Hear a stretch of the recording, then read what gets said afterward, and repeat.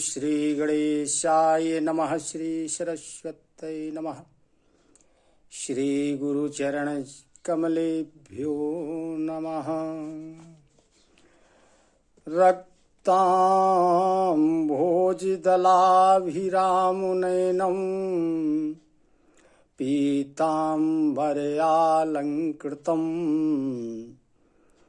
श्यामांगं दुभुजं प्रसन्नवदनं श्रीसीतया शोभितम्। कारुण्यामृतसागरं प्रियगणैर्भ्रातादिभिर्भावितं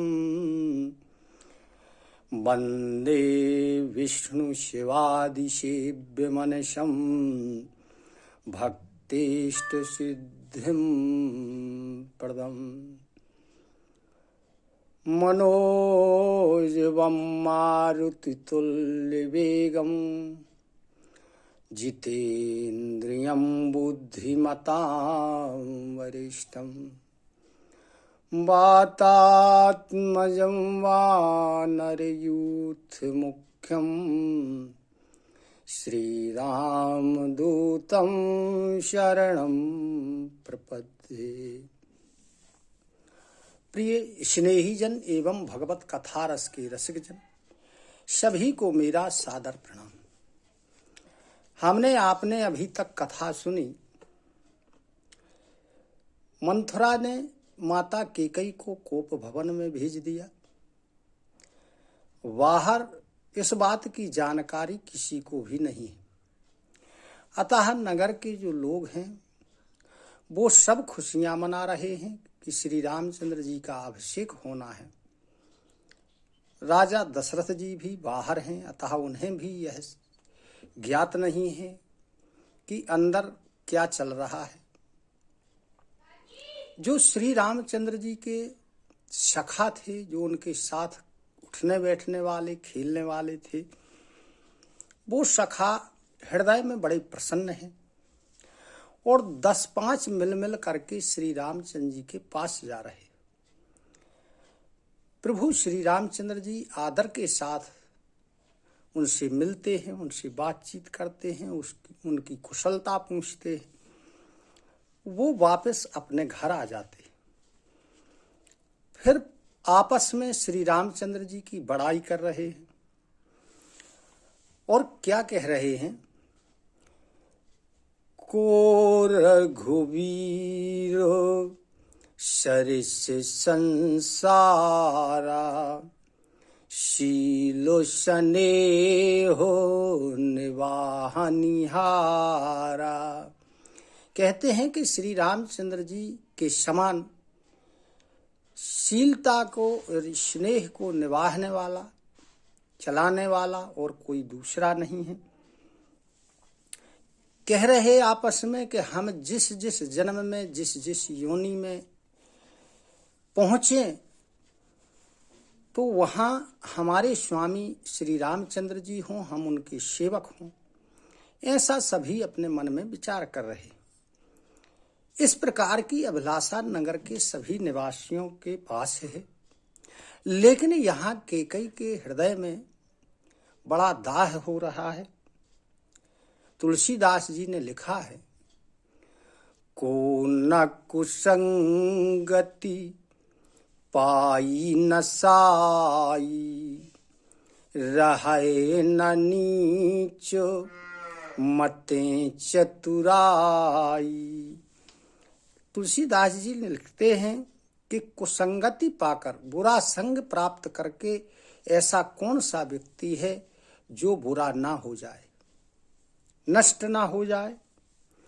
क्योंकि नीच व्यक्ति के मत के अनुसार, छोटी बुद्धि वाले के मत के अनुसार चलने से वो चतुरता रहती नहीं, चतुरता चली जाती है। यहाँ जब संध्या का समय हुआ, राजा दशरथ जी महल में पधारे, माता केकई के भवन में जाते हैं और जब वहाँ का हाल देखते हैं तब राजा दशरथ जी संकोच में पड़ जाते।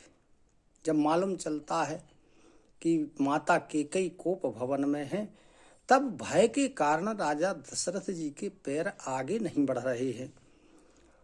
जिसके भुजाओं के बल पर राजा इंद्र निर्भय होकर स्वर्ग में रह रहे हैं, राज्य कर रहे हैं।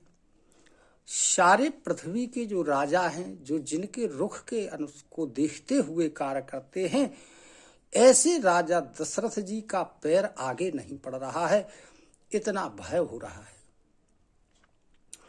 सो सुनती ऋषि गयऊ सुखाई, देखहु काम प्रताप बड़ाई। यहाँ काम के प्रताप के बारे में तुलसीदास जी ने लिखा है कि काम का इतना प्रभाव होता है, इतना प्रभावशाली होता है कि ऐसे राजा दशरथ भी अपनी पत्नी का क्रोध सुन करके और सूख गए। वज्र तथा तलवार आदि की चोट अपने अंगों पर सहने वाले जो राजा दशरथ हैं, वे कामदेव के पुष्पों के बाण से मारे गए। तब राजा दशरथ जी भय के सहित अपनी पत्नी केकई के पास जाते हैं और उनकी दशा को देख करके इन्हें अत्यधिक दुख होता है। केकई की स्थिति क्या है? केकई फटे पुराने वस्त्र पहने हुए हैं, सारे श्रृंगारों को उन्होंने त्याग दिया है, भूमि पर पड़ी हुई हैं। कुमते ही कसी कुवेशुता भावी, अनोहि बात सूच जनु भावी। जो उनका वेश था, कुवेश था, बुरा वेश था, वो ऐसा लग रहा है कि मानो भावी विधवापन की सूचना दे रहा।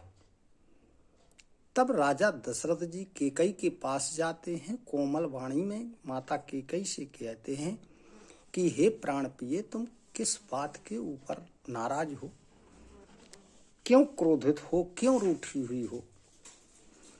इस प्रकार राजा दशरथ जी बार बार माता केकई को सुंदर मुख वाली, सुंदर नेत्रों वाली, कोयल कैसी वाणी वाली, हाथी कैसी चाल वाली, इस प्रकार से कह कह करके और पूछ रहे हैं कि तुम अपने क्रोध का कारण मुझे बताओ कि तुम्हें किस कारण से यह क्रोध हो रहा है। पूछते हैं राजा दशरथ जी माता केकई से कि अनहुत तोर प्रिया के कीन्हा, के ही दुईशर के ही जमु चहलीन्हा। पूछ रहे कि हे प्रिय, तुम्हारा अहित किसने किया? किसके दो सिर हैं? किसे यमराज लेना चाहता है? ऐसा कौन है? तुम बतलाओ मुझे, किस रंक को राजा बना दूं, किस राजा को रंक कर दूं, किसको देश से निकाला दे दूं। सकऊं तोरे अरि अमरऊ मारी, काहे कीट बपुरे नर नारी। तेरा शत्रु यदि जो अमर देवता होते हैं, यदि वो हैं, तो उनको मैं भी मार सकता हूं। फिर कीट पतंगे मनुष्य आदि की तो बात ही क्या है। तुम मेरा स्वभाव जानती हो हे सुंदरी, कि मेरा मन सदा तुम्हारे मुख रूपी चंद्रमा का चकोर बना हुआ है। कहते हैं हे प्रिया, ये सारी प्रजा, पुत्र सर्वस्व, यहां तक कि मेरे प्राण भी, ये सब तुम्हारे अधीन है। फिर तुम क्यों क्रोध कर रही हो? बेहसो मांगो मन भावती वाता, भूषण सजही मनोहर गाता। अरे तुम हंस करके जो तुम्हें प्राप्त करना है, जो चाहिए वो हंस करके मांग लो, और अपने आभूषण पहनो, सुंदर वस्त्र पहनो, और इस सुंदर घड़ी में तुम ये अपशकुन क्यों कर रही हो? और तुम जो अपना तुम्हारा जी बुरा वेश है इसका त्याग कर दो, सुंदर वस्त्र आभूषण धारण करो। अब ऐसा जब माता कैकेयी ने दशरथ जी की बात सुनी तो वो मुस्कुराने लगी, हंसने लगी, और क्रोधित होकर के जो मंद बुद्धि की कैकेयी थी वो उठ बैठी, मानो कोई भील ने किसी मृग को देखकर अपना फंदा तैयार कर रही हो। ऐसे उसने दशरथ जी के लिए अपनी दृष्टि बनाई और अपने जी में कैकेयी को सुहृद जानकर, अपना हितैषी जानकर के राजा दशरथ जी प्रेम से पुलकित हो गए। कोमल वाणी से कहने लगे कि हे भामनी, तुम्हारा मन जो चाह रहा था अब वो ही होने जा रहा है। यानी तुम भी चाहती थी कि रामचंद्र जी को युवराज पद दिया जाए। कहने लगे यहाँ घर घर में आनंद हो रहा है, कल श्री रामचंद्र जी को युवराज का पद प्रदान कर दिया जाएगा, इसलिए तुम तैयार हो जाओ, मंगल साज सजाओ। ऐसा सुनकर के जो कैकेयी का हृदय अब कठोर हो गया था वो दलक उठा, फटने लगा, मानो पका हुआ बाल तोड़ में किसी ने छू दिया हो। यानी वो उसका दुख हो गया हो, उसे कष्ट होने लगा हो। ऐसी पीड़ा जैसी फोड़े को छूने पर होती है, ऐसी दशरथ जी के बात से माता कैकेयी को पीड़ा होने लगी। लेकिन जैसे किसी चोर की स्त्री प्रकट में रोती नहीं है, चुप रह लेती है, अंदर ही अंदर रोती है, इसी प्रकार कैकेयी अंदर ही अंदर पीड़ा महसूस कर रही हैं। राजा दशरथ जी ने कैकेयी किया जो कपट था, उसकी चतुराई थी, उसको पहचाना नहीं, क्योंकि उसे कुटिल गुरु ने पढ़ाया था कैकेयी को। यद्यपि नीति निपुण नर नाहु, नारी चरित जल निधि अवगाहु। तुलसीदास जी कहते हैं कि यद्यपि राजा दशरथ जी नीति में निपुण थे, लेकिन स्त्री का जो चरित्र होता है जो अथाह समुद्र की तरह होता है, इसको समझना बड़ा कठिन काम है। अतः राजा दशरथ जी कैकेयी के कपट के और चतुराई को समझ नहीं पाए। अब ऊपर से माता कैकेयी ने राजा दशरथ जी को प्रेम दिखाया, प्रेम दिखाते हुए और मीठी वाणी से हंस करके कैकेयी कहती कि आप बार बार कहते हैं कि मांग लो जो चाहिए, देते कभी नहीं हो। मुझे आपने 2 वरदान देने के लिए कहा था, लेकिन वो वरदान आज भी प्राप्त होने में मुझे संदेह है। जान्यो मरम राउ हंसी कहोई, तुमहि कोहावो परम प्रिय है। तब राजा दशरथ जी ने हंस करके कहा कि मैंने तुम्हारा मतलब समझ लिया, मान करना तुम्हें परम प्रिय है। तुमको जो वर दिए थे वो तुम्हारे धरोहर के रूप में मेरे पास रखे हैं, तुम जब चाहो उन्हें प्राप्त कर सकती हो, ले सकती हो, और तुम झूठा मुझे दोष देती हो। तुम जो 2 वरदान थे तुम्हारे, तुम उसके बदले 4 वरदान मुझसे ले सकती हो, क्योंकि रघुकुल रीति सदा चली आई, प्राण जाहूं बरु बचनु न जाई। रघुकुल की ऐसी रीति है जो हमेशा से रघुकुल के पूर्वजों के द्वारा चलाई गई है, आज भी वो चल रही है कि प्राण भले चले जाएं लेकिन वचन न जाने पाए। क्योंकि यहाँ राजा दशरथ जी एक बहुत महत्वपूर्ण बात माता कैकेयी के माध्यम से हम आपके लिए भी कह रहे हैं। कहते हैं कि नहीं असत्तो सम पातक पुंजा गिरिशम होहि की कोट के गुंजा। कह रहे कि असत्य के समान पापों का समूह भी नहीं है।